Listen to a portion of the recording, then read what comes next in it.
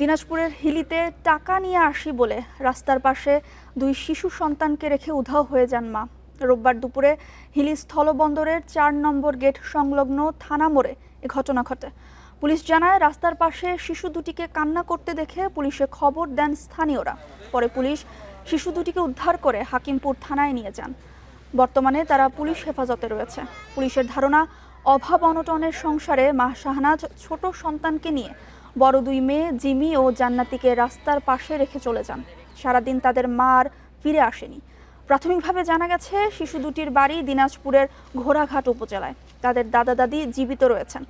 পরিবারের সদস্যদের খুঁজে শিশুদের নিরাপদে হস্তান্তরের পাশাপাশি মায়ের সন্ধানেও কাজ করছে পুলিশ।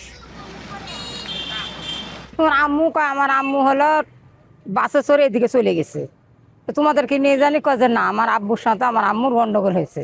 মেয়ে দুটাকে রাস্তায় ফেলে রেখে গেছে, এটা তো খুব কষ্ট লাগলো, কারণ একটা মা একটা বাচ্চাকে তো ফেলে রেখে যাইতে পারে না। মা হচ্ছে টাকা নিয়ে আসার নাম বলে তাদেরকে রেখে গেছে।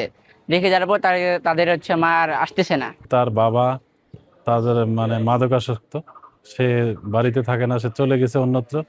মা এখন এই বেবি দুইটা, আরো একটা নাকি বেবি আছে, 3টা বেবিকে নিয়ে সে পারতেছে না, তাই রাস্তার পাশে রেখে গিয়েছে। এখন আমরা চেষ্টা করতেছি তার লিগ্যাল কোনো গার্ডিয়ানের কাছে দেওয়ার জন্য।